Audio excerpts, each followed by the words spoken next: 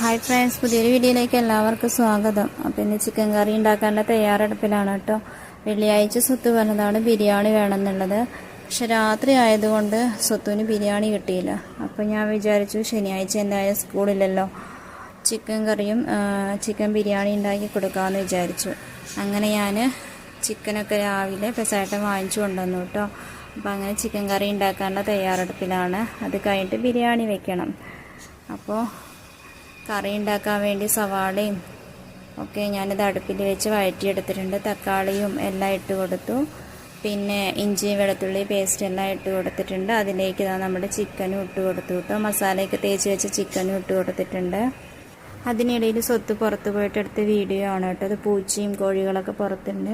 എന്താ കുറിഞ്ഞിപ്പൂച്ച പുറത്തുണ്ട്, കുഞ്ഞിപ്പൂച്ച പുറത്തുണ്ട്, കുഞ്ഞിക്കോഴികളൊക്കെ പുറത്ത് തീറ്റ തിന്നാണ് കേട്ടോ. സ്വത്ത് പുറത്ത് പോയിട്ട് എടുത്ത വീഡിയോ ആണ്. അതിന് ഭയങ്കര ബഹളം ഉണ്ടാക്കിക്കൊണ്ടിരിക്കുകയാണ്. ഇതാണ് കുഞ്ഞിപ്പൂച്ചയാണ് കേട്ടോ. അത് കുറിഞ്ഞിപ്പൂച്ചയാണ്. ഇത് കുഞ്ഞാണ് കേട്ടോ. മതിലിന് മുകളിലുള്ളത് മ്യാവും മ്യാവും സൗണ്ട് ഉണ്ടാക്കിക്കൊണ്ടിരിക്കുകയാണ്. ഇവളുടെ അമ്മയെ കാണാനില്ല കേട്ടോ. അമ്മ മുകളിലാണ് തോന്നുന്നു. അപ്പോഴേക്കും സ്വത്ത് ഫോൺ കൊണ്ടുവന്നു കേട്ടോ. എന്നിട്ട് ഞാനെടുത്ത വീഡിയോ ആണത്. അടച്ചു വെച്ച് ചിക്കനൊക്കെ തുറന്ന് നോക്കി വെള്ളം കുറച്ചായിട്ട് പൊട്ടാൻ തുടങ്ങിയിട്ടുണ്ട്. അത് കഴിഞ്ഞ് ഞാൻ ഒന്നുകൂടി അടച്ചു വെച്ച് തുറന്ന് ആവശ്യത്തിനുള്ള വെള്ളം കൂടി ഒഴിച്ചു കൊടുത്തു കേട്ടോ. പിന്നെ കറിവേപ്പിലയും പിന്നെ കുറച്ച് മല്ലിയിലയൊക്കെ ഇട്ട് കൊടുത്തു. കുറച്ച് കുരുമുളകൊക്കെ ഇട്ട് കൊടുത്തിട്ടുണ്ട്. ആദ്യമേ കുരുമുളക് പൊടിയൊക്കെ ഇട്ടിട്ടാണ് മസാല തേച്ച് വെച്ചിട്ടുണ്ടായിരുന്നത്. പിന്നെ കുറച്ച് എരിവ് കുറവായതുകൊണ്ട് ഞാൻ കുറച്ച് കുരുമുളക് പൊടി കൂടി ഇട്ട് കൊടുത്തു കേട്ടോ.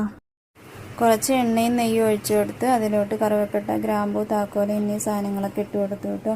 പിന്നെ ഇതാ കുറച്ച് സവാള അരിഞ്ഞു വെച്ചിട്ടുണ്ടായിരുന്നു. അതുകൂടി അതിലോട്ട് ഇട്ട് കൊടുത്ത് നല്ലതുപോലെ ഒന്ന് ഇളക്കി കഴുകി വെച്ച അരിയൊക്കെ ഇട്ട് കൊടുത്തു കേട്ടോ. ഒന്ന് ചൂടായി വന്നതിന് ശേഷം ആവശ്യത്തിനുള്ള വെള്ളം ഒഴിച്ചു. കുറച്ച് ഉപ്പ് ഇട്ട് കൊടുത്തു. ഒന്ന് അടച്ചു വെച്ചു കേട്ടോ. ഒരു വിസിലടിച്ചതിന് ശേഷം ഓഫാക്കി തുറന്ന് നോക്കിയപ്പോഴേക്കും അരിയൊക്കെ വെന്തിരുന്നു.